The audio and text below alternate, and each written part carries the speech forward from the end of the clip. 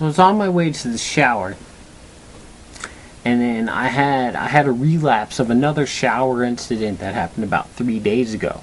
Thwacked myself in the eye, and then I had one of those situations where the eye was totally locked down, and like I cry.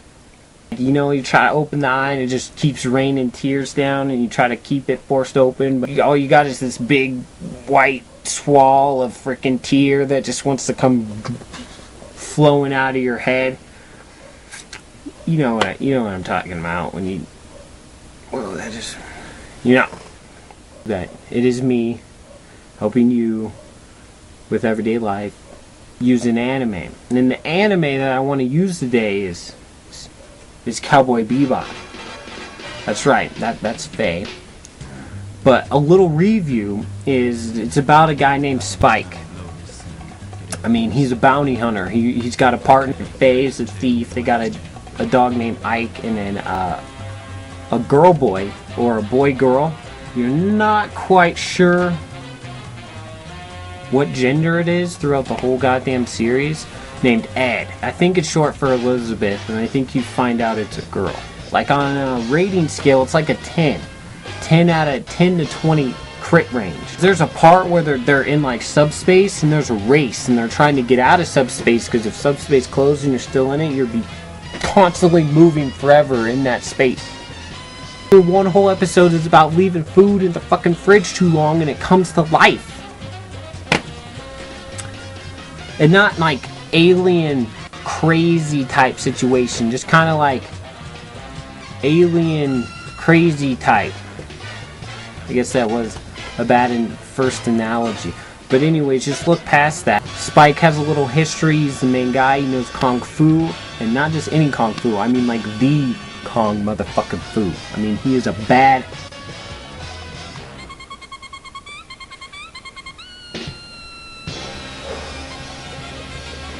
Sorry, I got Vicious. Vicious is this other badass. He fights with a sword. Spike fights with a gun. They battle. But anyways, how does this anime help you with an everyday life type situation where you would come in contact with such awe and ooh and wonder? That brings me back to my shower story. See, kids, sometimes when two people get together, they want to fornicate without fornication. There's a line that you go to and the other person meets you at, and then when you come together, there's a deal that is formed.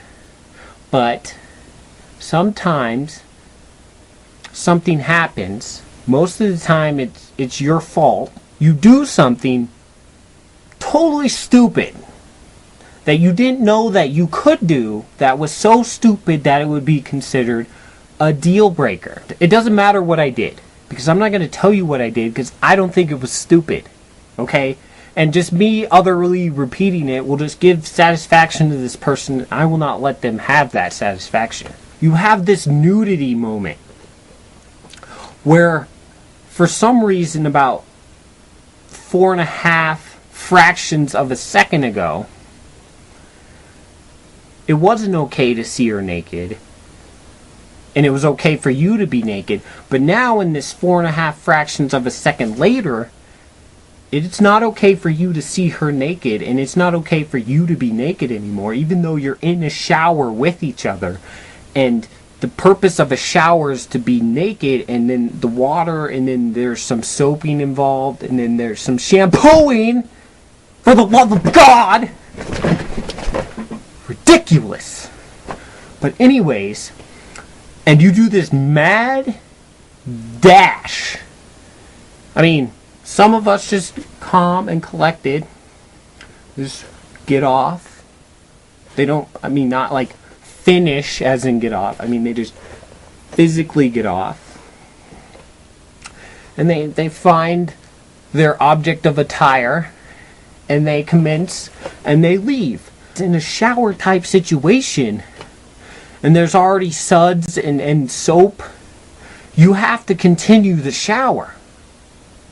Well, you think that you would get to continue the shower, but no.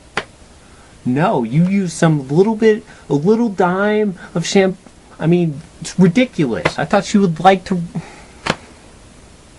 So in the midst of this deal breakage, there was a mad dash for clothes, but I'm in a shower. There's no mad dashing, so she's just looking like a fool, flailing around with the curtain, moving it too far both ways. She moves it this way and then tries to, she was totally trapped.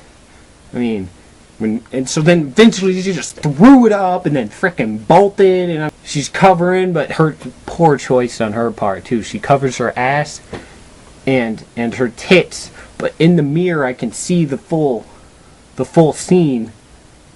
And me, I'm just like, well, I got soap, so I finish up looking for my shoes and my socks, because those were just coming off on the way, and then I forget my belt, so I have to go back and do the ring of shame. I get to my car, and then I'm putting the key in, and I'm starting to drive, and I'm like, what the fuck just happened? It was probably the shortest, worst ever. Just remember that. No matter how in you are, 'cause you could be in, you are not in. Okay? You could fuck it up still. Somehow, some way, even when you're in, you will fuck it up. Just remember that. You know that saying, it's not over until the fat lady sings? Well, it's not even over then. It's not over until the fat lady sings on a CD.